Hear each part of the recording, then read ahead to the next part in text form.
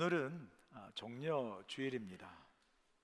종려주일은 예수님께서 예루살렘에 입성하신 날을 우리가 종려주일로 기념하여 지킵니다. 우리의 질문은 왜 예수님께서 예루살렘에 입성하셨을까? 그곳은 예수님을 환영하는 곳이 아닙니다.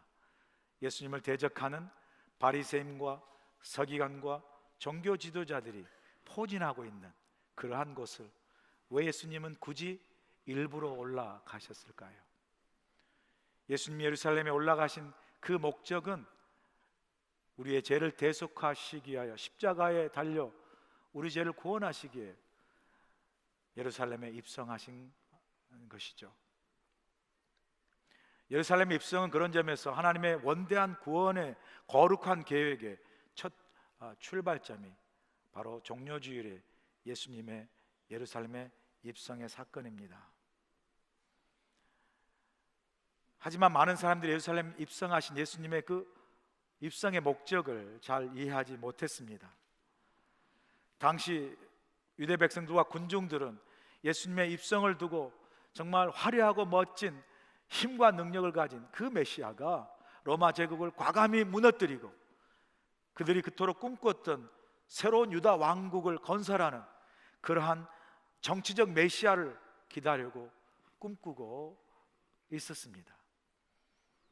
그런 분위기를 반영하듯이 예수님께서 예루살렘 입성하실 때 엄청난 군중들이 몰려들었고 예수님을 향한 환호와 박수가 있지 않았습니까? 그러나 이들은 예수님의 그 십자가의 진정한 의미, 죽음을 통해서 그리고 부활을 통해서 진정한 십자가의 그 구원의 승리를 이해하지 못했고 자신들이 기도했던 그 예수님의 그 허상이 실상이 깨어지는 순간 예수님을 비난하고 핍박하고 십자가에 예수님을 못 박혀 죽이지 않습니까? 종려주일에 예수님의 입성의 모습을 다른 공관 복음서의 사도와 달리 요한복음의 사도 요한은 이렇게 달리 표현하고 있습니다. 요한복음 1장 29절 보세요. 이튿날 요한이 예수께서 자기에게 나아오심을 보고 이르되 보라 세상 죄를 지고 가는 하나님의 어린 양이로다. 요한복음은 다른 복음서와 달리 예루살렘 입성하신 예수님은 막 요란하게 군중들이 모여 개선장군처럼 승리한 전쟁 영웅처럼 그렇게 환영하는 예수님으로 묘사하지 아니하고 세상 죄를 지고 가는 하나님의 어린 양으로 묘사하고 있어요. 어린 양이 무슨 힘이 있습니까? 무슨 능력이 있어요? 너무나 연약한 존재가 아닙니까? 그런데 이 어린 양이신 예수님이 온 인류를 구원하신 하나님의 놀라운 구원의 역사를 이루지 않습니까? 하나님의 역사가 이래요, 여러분. 하나님의 역사가 우리의 눈에 보이는 이 힘없고 연약한 어린 양, 우리 눈에는 이 힘없고 연약한 어린 양만 보이죠.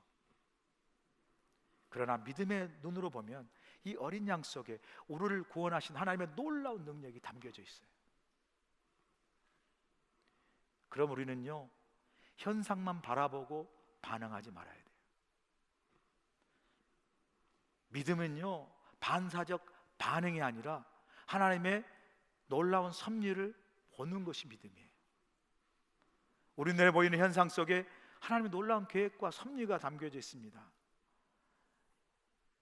우리의 믿음의 눈을 열어 우리가 보는 현상 속에서도 하나님의 도도한 그 섭리와 역사를 볼 수 있는 영의 눈이 열려야 돼요.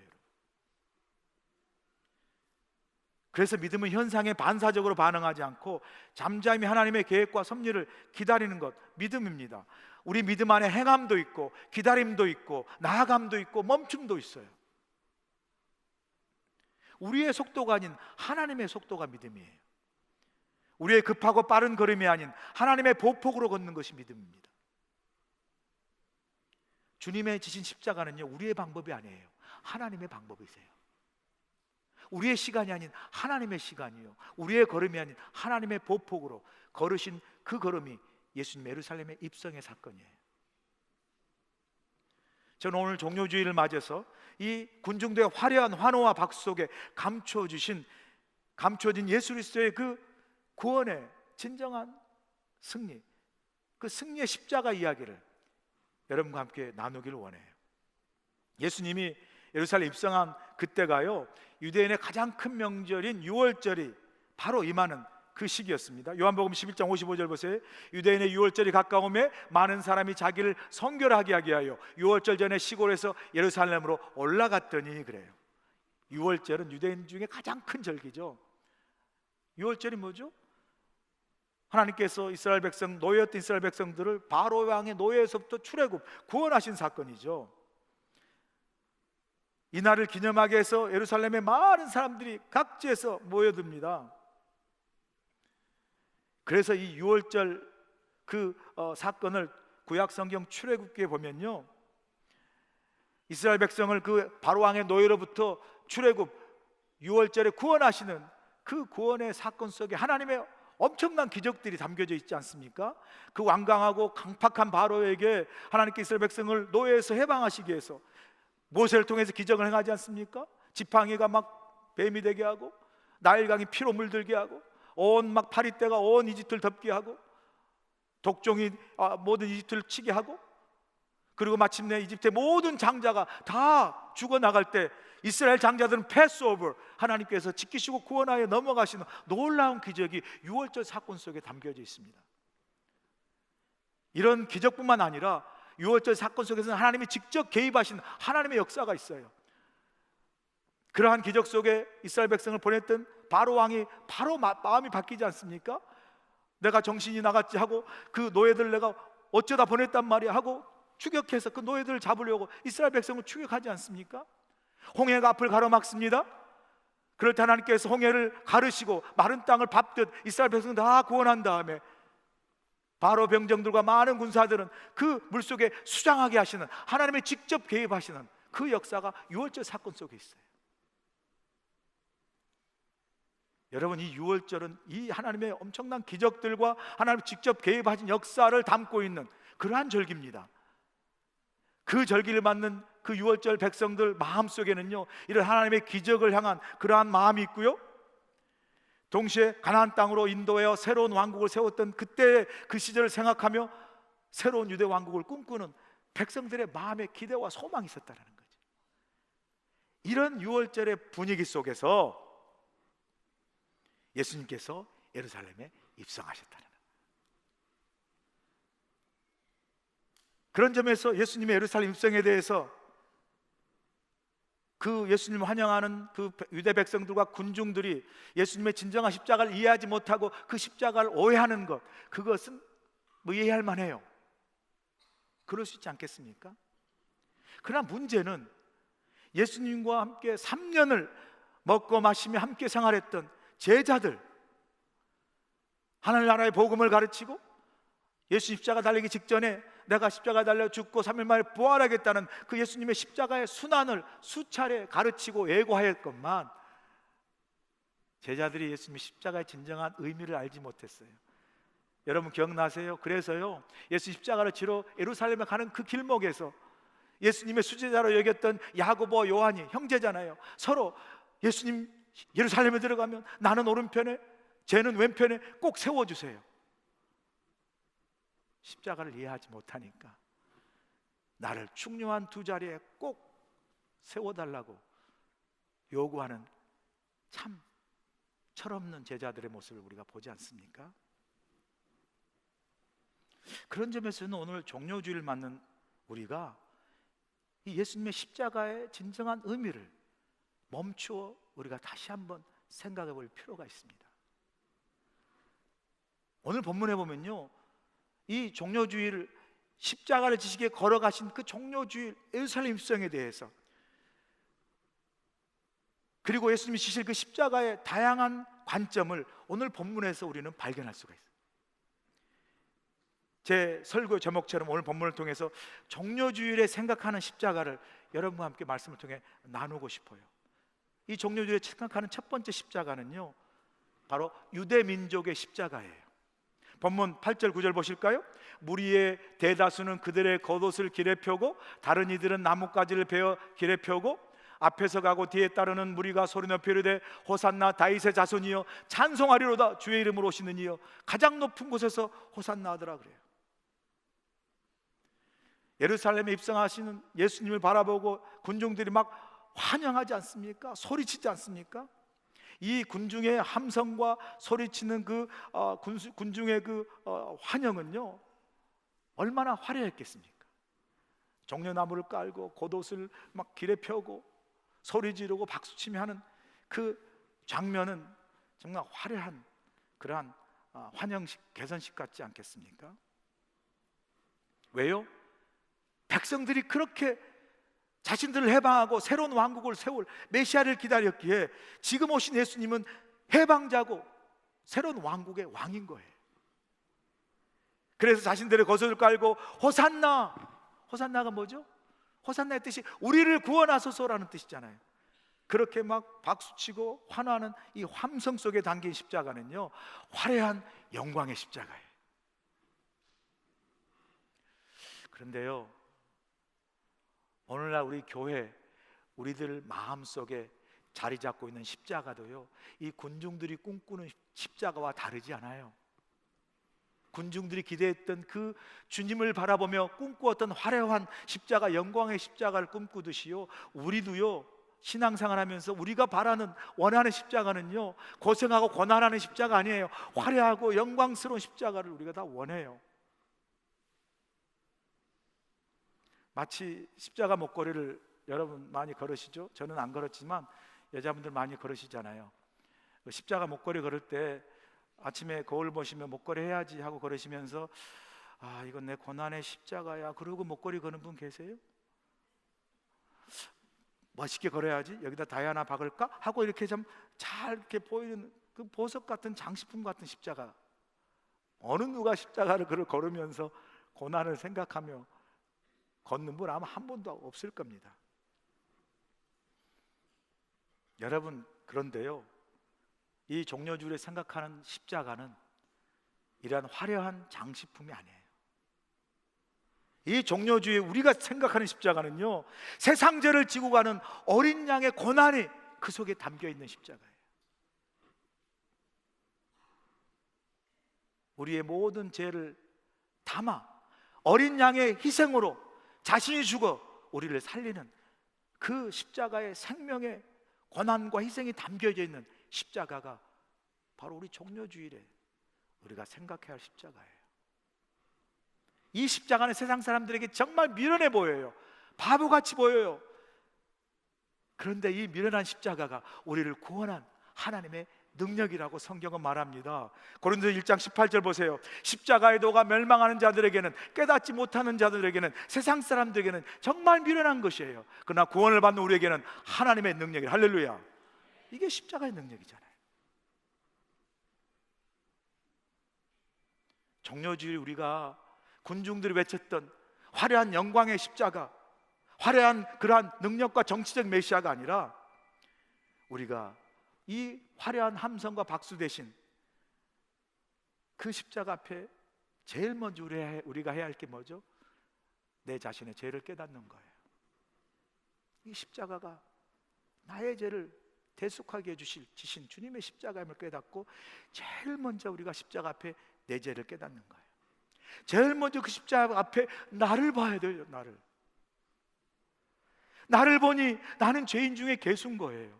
그럼에도 불구하고 그런 나를 살리기에 십자가 달린 죽으신 주님의 그 십자가, 그 은혜 앞에 내가 고백할 수 있는 게 뭐죠? 구원의 기쁨이요 감격인 거예요.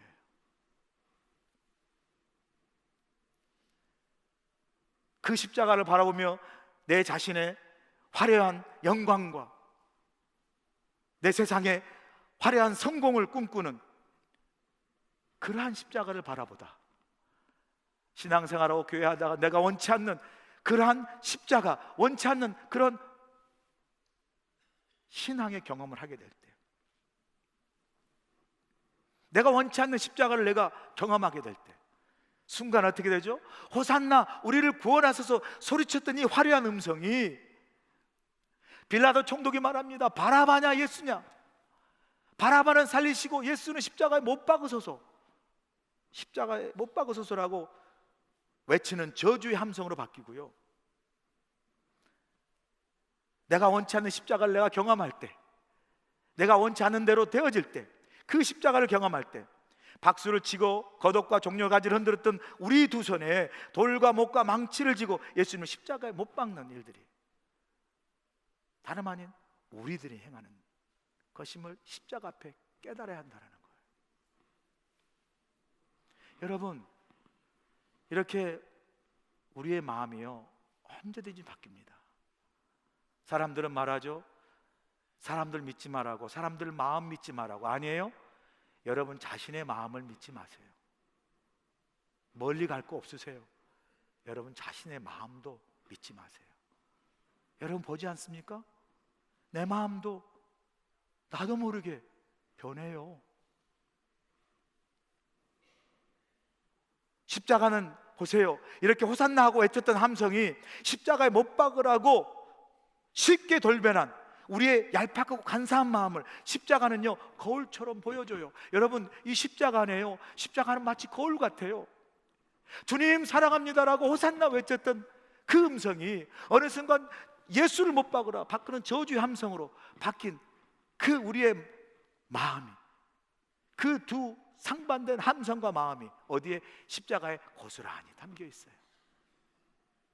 내가 주님을 죽기까지 따르겠습니다라고 고백했던 그 결단의 마음이 어느 순간 돌이켜서 내가 주님을 모른다고 3번 부인했던 저주의 마음이 그 십자가 안에 고스란히 담겨져 있어요. 여러분, 주님의 십자가는요 우리의 이런 모든 걸 다 지시고 품고 대신 죽으셔 우리를 살리게 하신 구원의 하나님의 은혜의 능력이에요. 거울입니다. 우리의 거울이에요.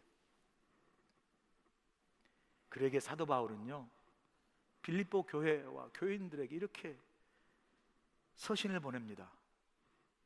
빌립보 3장 18절 보세요. 내가 여러 번 너에게 말하였거니와 이제도 눈물 흘리며 말하노니 여러 사람들이 그리스도의 십자가의 원수로 행하였느니라.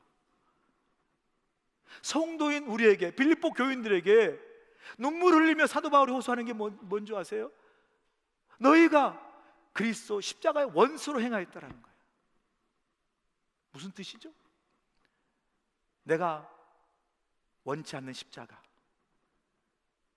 내가 기대했던 십자가가 아니면 십자가를 거부하는 거예요.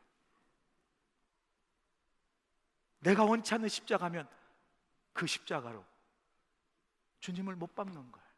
그 십자가에 돌을 던지는 거예요. 내가 원하는 화려한 십자가가 아니고 내 영광이 아니면 내가 받아 져야 감당할 고난의 십자가 거부하고 오히려 원수처럼 돌을 던지는 것이 우리임을 사도 바울은 빌립보 교회의 서신을 통해 우리에게 말씀해 주고 있어요. 여러분, 우리는 화려한 십자가, 우리의 영광을 위해 부름받은 사람이 아니에요. 아니요, 우리는 오히려 주님이 지셨던 그 고난의 십자가를 나도 함께 기꺼이 지겠습니다라고 부름받은 하나님의 사람들이에요.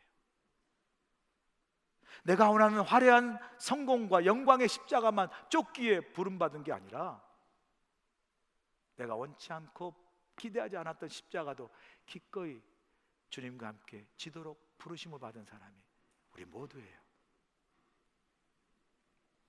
독일 히틀러 치하에서 저항을 하다 순교한 신학자 보네퍼 목사님이 고난과 희생이 없는 화려한 십자가만 생각하면 우리가 받은 구원의 은혜는 값싼 은혜로 전락하고 만다라고 말하지 않습니까?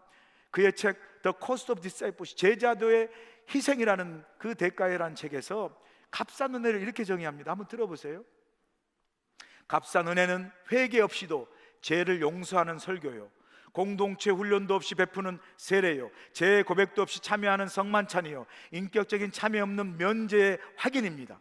순종 없는 은혜, 십자가 없는 은혜, 살아계시고 인간이 되신 예수 그리스도가 없는 은혜, 이것이 값싼 은혜입니다.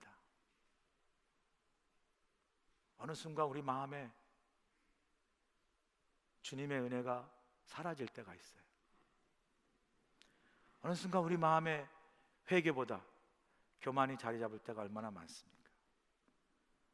어느 순간 우리 마음속에 진정한 참여가 없는 면죄만을 원하는 우리의 마음이 있어요.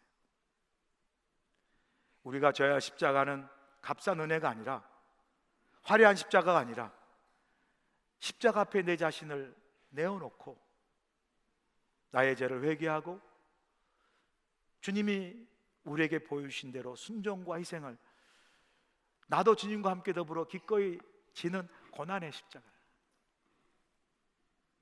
아리마대 요셉 아세요, 여러분? 아리마대 요셉 예수님을 찾아온 때가 예수님이 기적을 행하고 오병의 기적을 통하고 놀라운 기적을 행한 그런 화려한 때 예수님을 찾아오지 아니하고요, 십자가에 달려 정말 죽고 아무도 찾아보지 않는 그 시체로 내어졌을 때, 그때 빌라도에게 찾아와 주님의 시체를 내게 주시옵소서. 내가 주님을, 그 예수를 장사하겠습니다.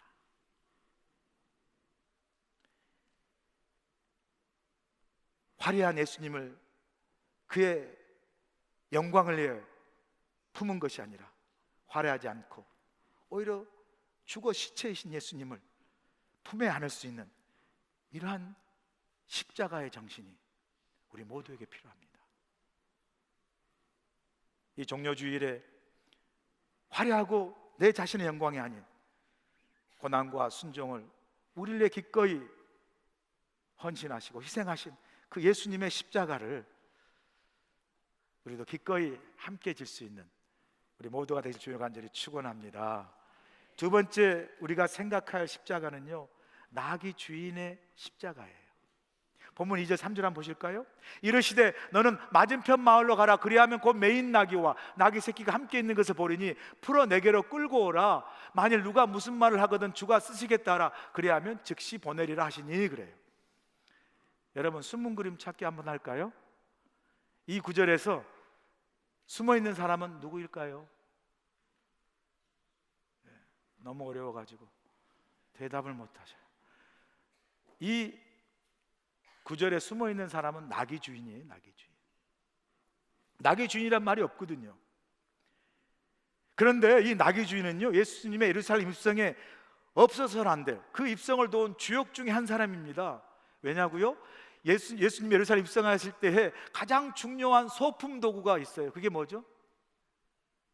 예루살렘 입성에 꼭 빠져서는 안 될 소품, 나귀 새끼라니까. 그거 뭐 몰라서 자꾸 이렇게. 나귀가 없으면 안 되잖아요. 예루살렘 말씀대로 나귀 새끼를 타고 가셔야 되는데 이 나귀, 이 새끼가 가장 중요한 소품이라니까요. 그런데 이 가장 중요한 소품인 나귀를 주인이 내어줘요. 그런데 오늘 본문에 보니까 말 한마디 확인하지 않고, 여러분 같으면 여러분 나귀 새끼는 중요한 재산이거든요. 누가 와가지고 내가 쓸 테니까 내어달라 그러면 니요? 뭔데 내 나귀를 달라 하는 게요? 돈 줘? 하고 하지 않겠어요? 아니 그냥 아무 생각 없이 갖다 쓰세요, 그럴 분 여기 계시나요?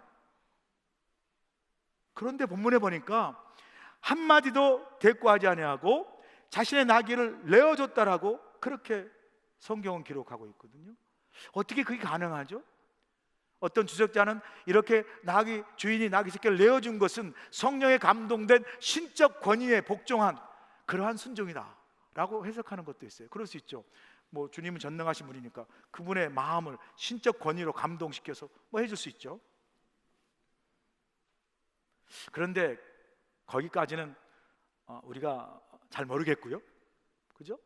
조금 인간적인 마음으로, 뭐 착한 나귀 주인이죠. 그런데 일부러 나쁜 의도로 보는 게 아니라 인간적인 마음, 보통 우리의 생각과 마음을 담아서 이 나귀 주인의 마음으로 한번 우리가 들어가 볼까요? 그렇게 주님이 자신의 재산인 나귀를 원하신다라는 거예요. 달라는 거죠. 자, 그러면 한번 잠깐 멈춰 생각해 보죠. 이 나귀 주인이 그 예수가 예루살렘에 입성하는 소식을 들었을까요? 몰랐을까요? 당연히 듣죠. 벌써부터 예수님이 예루살렘 입성하는 순간에 사람들이 몰려들었고 이미 뭐 소문이 나고 이 사람은 어떤 기적을 행했다더라, 그죠? 오병의 기적을 행하고 뭐 죽은 자를 살리고 이미 그런 기적들이 소문이 나서 드디어 예루살렘 오니까 와, 이 사람이 와가지고 이제 마침내 로마 제국을 무너뜨리고 예루살렘에 새로운 왕국을 세우고 왕이 될 것이다, 막 이런 소문들이 얼마나 많이 퍼져나갔겠어요. 그렇게 소문으로 막 이렇게 이루어지고 소동이 있는 그 상황에 예수님께서 제자를 보내 나귀를 구할 정도면 지근거리에 있었다는 거죠. 나귀 주인도 듣지 않았겠어요? 그런데 달라고 하는 제자 보니까 예수님이 쓰시겠다라고 말하는 거 아니겠어요? 아, 예수? 내가 그 소문 들은 예수란 말이지? 그러면서 그가 그 마음속에 어떤 마음이 있었겠어요? 나귀 새끼를 내어주면서 장차 유대 왕국을 세우고 왕이 될지도 모르는 이 메시아, 이분에게 나귀 새끼를 내어주고 그리고 무언가를 마음속에 보상으로 기대하는 심리가 없었겠습니까? 내가 이 나귀 새끼를 넣어주면 나중에 왕이 되면 나에게는 아주 멋있는 명마인 준마로 주지 않을까? 내가 지금 이 나귀 새끼 그 값이 뭐 1,000불이라면 나중에 내게 10배 100배로 돌려주지 않을까? 이런 보상 심리가 그 마음속에 인간적으로 우리가 생각해 본다면 있지 않았을까요? 사랑하는 여러분, 우리에게도요 이런 마음이 있어요. 이런 마음. 하나님을 우리가 향해서 뭐 헌신하고 희생한다고 하지만 하나님을 향한 순수한 마음, 순수한 헌신, 순수한 희생이 아닌 그에 상응한 보상과 권리와 대접을 받고자 하는 우리의 계산된 마음이 어느 순간 우리 마음, 우리 믿음 속에 도사리고 있어요. 나귀 주인에게도 이런 보상 심리가 그 속에 있지 않았겠어요? 그 순종이 과연 순수하고 진정한 복종, 순종이었을까요? 인간적인 측면에서 볼 때 많은 경우 이 나귀 주인의 인간적인 마음으로 우리가 한번 추론해보는 그 마음처럼 우리가 하나님께 나아갈 때 계산된 순종, 마음에 없는 복종을 할 때가 너무 많아요. 제가 지난번 교회 성전 건축할 때인데요, 성전 건축에 당연히 필요한 건 하나님의 도우심이고요, 두 번째 절대적으로 필요한 게 성전 건축 헌금이에요. 우리가 한 300여 명 모였을 때 한 800만 불 가까운 그런 성전 건축을 했거든요. 하나님의 기적이죠. 정말 온 성도들이 그 성전 건축하기 위해서 그 꿈을 갖고 매일 새벽 기도하고 또 성전 건축이 지을 부지를 매일 돌면서 막 기도했죠. 여리고성 7바퀴 돌 때 기도하고요, 어린아이부터 작년에까지 그 돌고 난 그 횟수를 스티커로 만들어서 그 큰 벽에다가 계속 붙였어요. 새벽기도 끝나고도 돌고 뭐 직장 끝나고 집에 가다 들렸다도 돌고, 그래서 막 김팔자 권사 그러면 막 계속 붙은 거예요. 이게 그럼 이제 계속해서 막 가득 차가는데 그 차가면서 이제 성전 건축도 올라가는 거예요. 우리가 성전 건축할 때요, 새벽기도 끝나고 온 성도들이 모여서 이 주차장 그 성전 부지 앞에 서가지고 막 구호를 3번씩 외치면서 그냥 막 정말 뜨겁게 기도했어요. 지금도 잊어버릴 수 없어요. 구호가 행하소서, 이루소서, 역사하소서. 여러분 감동이 없죠? 뭐 제가 시키면 기분 나쁘다 안 하실 것 같은데 그때는요, 뭐 제가 행하소서 그러면 교인들이 행하소서, 이루소서, 이루소서, 역사하소서, 역사하소서. 진짜 감동이에요. 감동. 막 소리 지르면서 그렇게 외치고 기도하고, 그러니까 막 성전이 지어지더라고요. 1년 만에 지어버려요. 1년 만에 뭐 연기되고 그런 게 없어요. 1년 만에 지어버렸어요. 놀라운 하나님의 기적이에요. 근데 더 감사한 건 뭐냐면요, 그런데 그 성전 건축할 때 1차, 2차, 3차 헌금했잖아요. 1차 한 것도 미안해 죽겠는데 하다 보면 또 성전 건축 헌금이 필요하니까 2차, 3차 했는데도 교인들이 열심히 했어요. 헌금으로도 하고, 저가요 뭐 보니까 막 금부치도 내고요. 저 금화를 처음 봤어요. 어떤 분이 박스를 하나 딱 갖고 왔더니 보니까 열어보니까 금화가 10개가 5개씩 딱 들어있어요. 와, 제가 그냥 그 금화 보니까 야, 이 금화는 그냥 교회에다 딱 소장품으로 두고 싶을 정도로. 근데 그걸 바쳐요. 어떤 분은요, LA 사업하신 분인데 그 건축 헌금을 자기 사업에 있는 그 현물 있죠, 현물. 그 사업 아이템이 뭐냐면 향균성 바닥재예요. 그때 막 나오는 아주 신제품인데 그걸 그냥 교회에 다 도내셨어요. 10만 불어치를. 그래서 우리 지난번 교회 보시면 그 바닥에 모든 그 바닥재가 그분이 도내신 향균성 아주 고급 바이널 바닥재로 돼 있어요. 그렇게 막 헌신하시더라고요. 정말 눈물겨운 헌신이었어요. 그렇게 하고 있는데 어떤 분이 이제 그 성전 건축 헌금을 하셨어요. 그리고 이제 교회를 다니다가 성전 건축이 마무리되기 전에 이분이 교인들의 관계 속에서 시험이 들은 거예요. 그래서 이제 제가 찾아와가지고 목사님, 제가 교회를 떠나겠다고. 목사가 교회 떠나는 거 제일로 괴로운 거죠. 왜 그러시냐고. 그래서 마음이 완강하시더라고. 그게 참 막 이렇게 권면하고 위로하고 하는데 계속해서 그분이 하신 말씀이 또 이렇게 말씀해요. 목사님, 그런데요, 제가 교회를 떠나는데 제가 성전 건축한 헌금 돌려주세요. 그렇게 이야기하는 거예요. 내가 지금 마음이 그걸 듣고 난감했어요. 성전 건축한 거 돌려달라는 거예요. 그래서 제가 그분에게 말했죠. 낙장불입입니다. 그렇게 말하려다가 뭐 한 번 내가 또 뭘 다시 돌려달라, 낙장불입니다 말하려다가 제가 참 마음에 그래, 돌려드려야 되겠다. 재정부에 가서 제가 그분이 얼마만큼 했는가 제가 찾아서 돌려드리려고 그랬어요. 재정부 상회에서. 그런데 이제 그분이 결국은 그 성전 건축을 받지는 않으시고 떠나셨어요. 마음이 아프죠. 제가 성전 건축을 하면서 성전 건축 헌금을 작정하고 내지 않고 떠나신 분은 봤는데 내고 돌려달라는 분은 또 그때 처음 만났어요. 제가 그런 분도 계시더라고 보니까. 제가 왜 이 말씀을 드리냐면요, 하나님께 드리는 우리의 헌신과 희생이 이렇게 얼마나 때때로 계산할 때가 얼마나 많습니다. 나의 헌신과 희생이 계산될 때 나는 그에 상응한 보상과 권리와 대접을 받아야 해요. 그런데 그 보상과 권리가 내게 주어지지 않을 때 나의 그 드렸던 헌신과 희생이 어느 순간 나의 의와 나의 교만을 드러내는 마음으로 돌변합니다. 그런 마음들이 우리 가운데 종종 생겨나는 거 경험하지 않으신가요? 내가 이만큼 헌신했는데, 내가 이만큼 했는데, 그래서 내가 받아야 할 권리, 보상, 이거 이 정도 돼야 되지 않는가? 사랑하는 여러분, 이 종려주일에 주님의 십자가를 한번 생각해 볼까요? 주님이 우리 죄를 대속하게 십자가에 달려 죽으실 때 계산하셨습니까? 계산하지 않으셨어요. 주님이 지신 그 자신 지신 십자가를 계산했다면요, 주님은 이 고난의 십자가를 피하셨을 거예요. 주님이 십자가를 계산했다면요, 하나님께 순종하지 않고 십자가를 지지 않으셨을 겁니다. 주님이 십자가를 계산했다면요, 겟세마네의 그 주님의 기도의 응답은 아버지 뜻대로 하옵소서가 아니라요, 내 뜻대로 하겠습니다라고 십자가를 거부하셨을 거예요.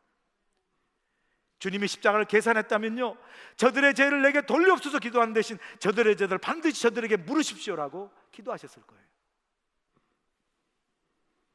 그런데 주님이 지신 십자가는요, 계산하지 않으셨어요. 보상을 바라거나 권리를 주장하거나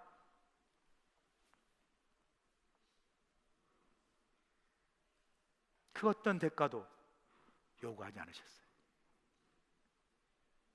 우리가 주님께로 배우고 주님께서 지신 이 십자가, 계산되지 않는, 그러나 우리를 향해 모든 걸 다 희생하여 드린 그 십자가를 우리 또한 주님과 함께 질 수 있는 믿음이 우리 안에 있기를 간절히 소원합니다.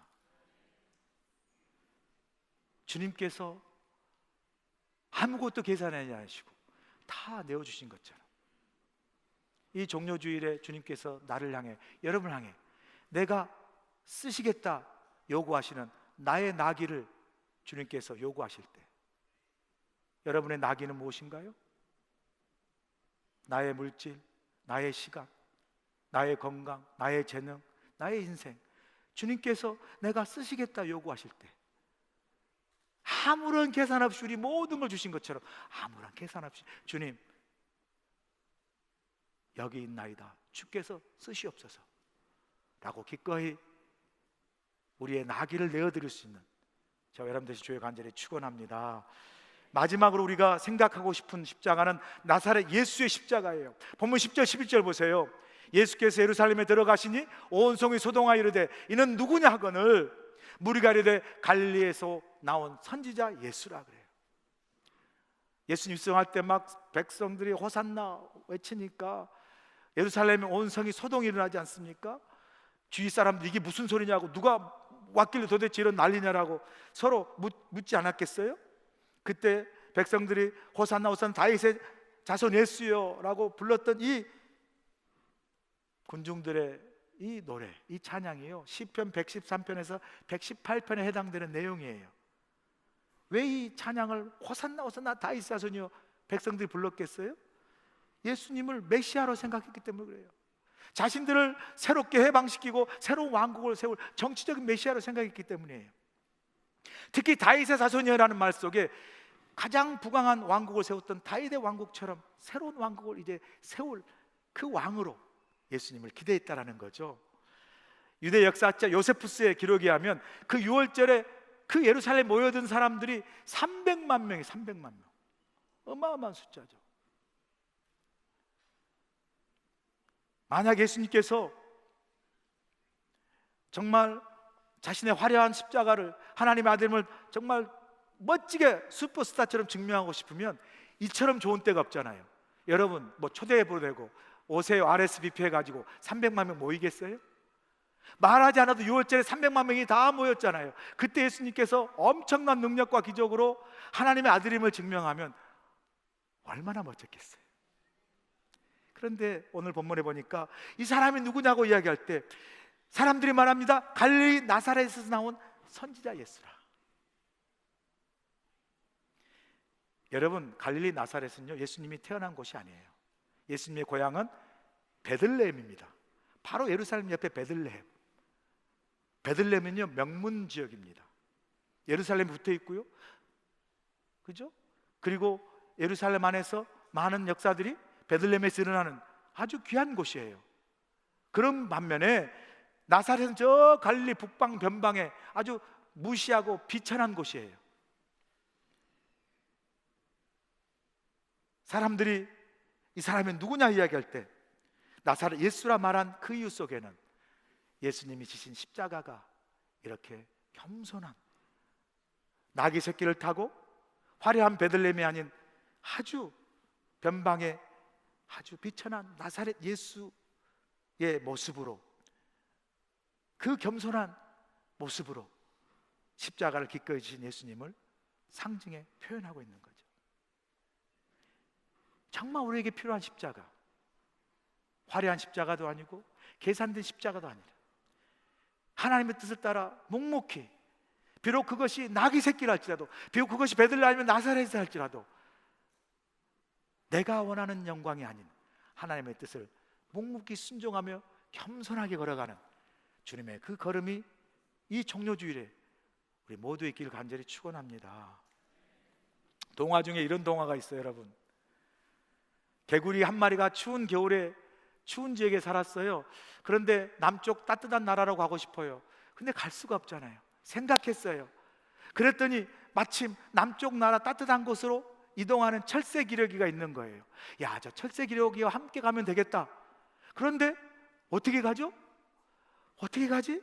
고민하다가 아이디어가 생각났어요. 막대기 하나를 갖고 와서 기러기 하나 물고 내가 이 막대기 양편을 물면 기러기 날아갈 때 함께 날아갈 수 있겠구나. 기러기에 부탁해서 기러기가 그러면 되겠다. 그리고 기러기가 뭡니다. 개구리도 물어요. 날기 전에 기러기가 말합니다.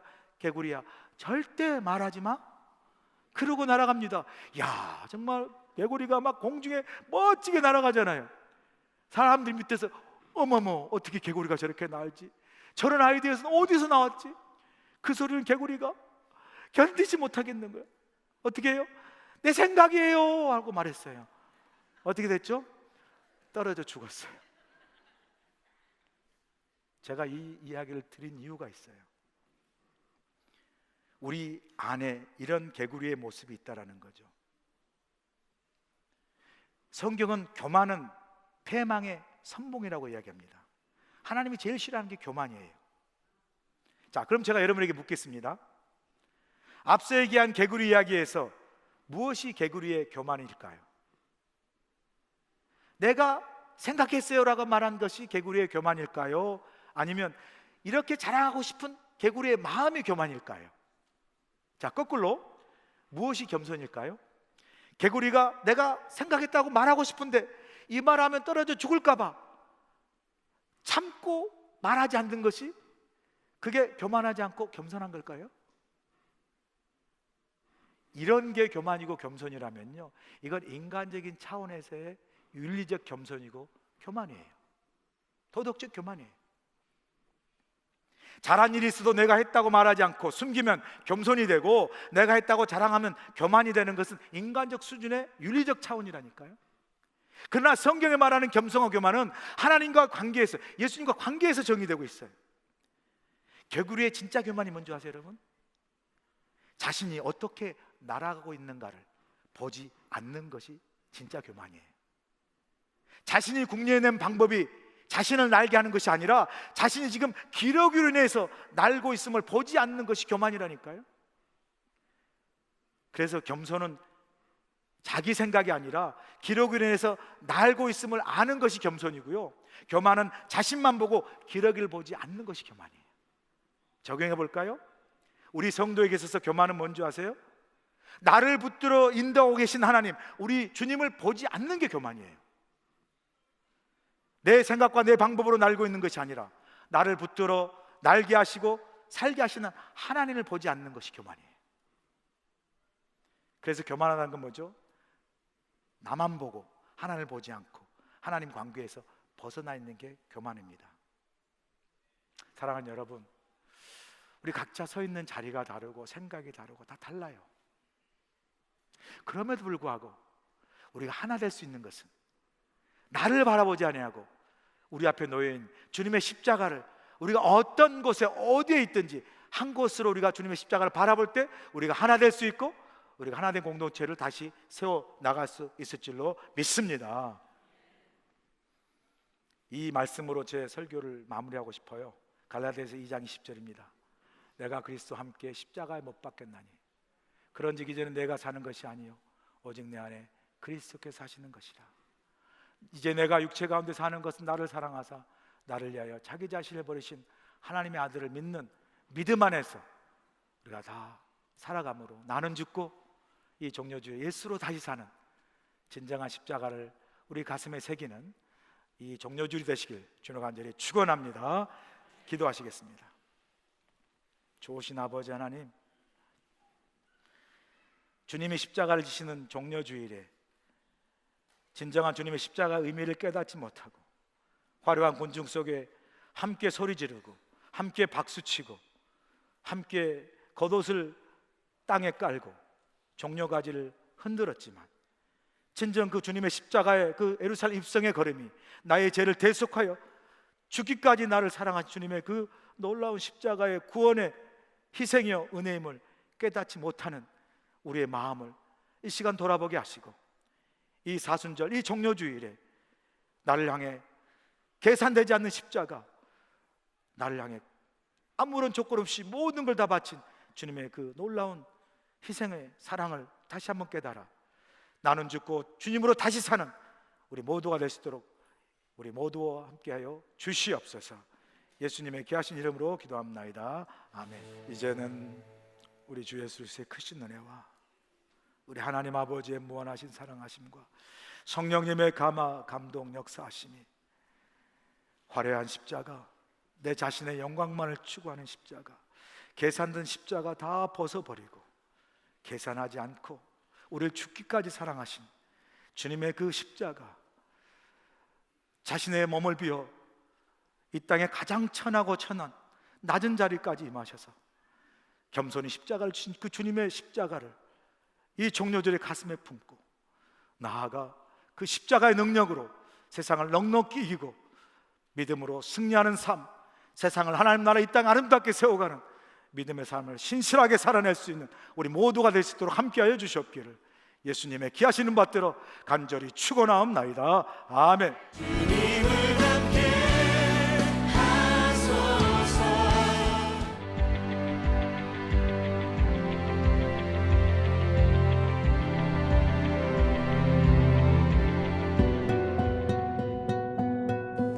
Aloha! This is Eunju Hwang, serving both the preschool and kinder children who God has given to us.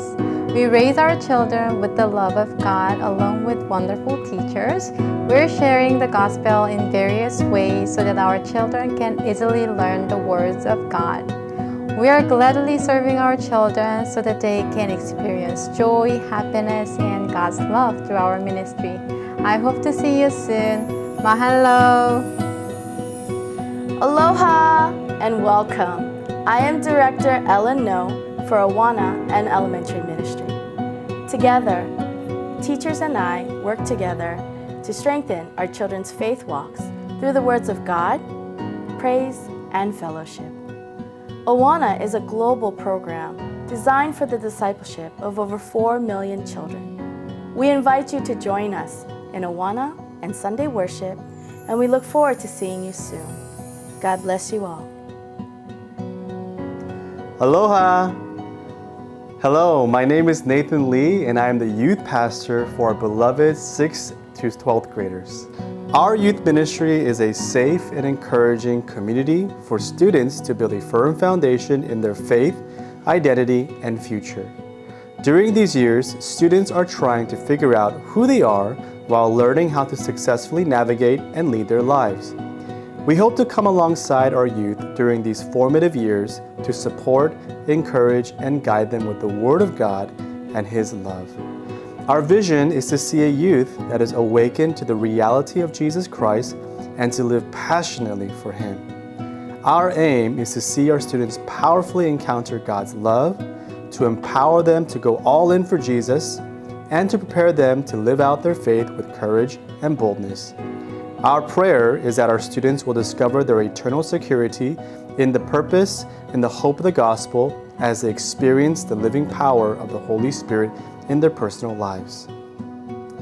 Our weekly gatherings are Fridays at 6:30 p.m. and Sunday mornings at 9 a.m. and 11:15 a.m. We look forward to getting to know our next generation youth and serving them. Mahalo!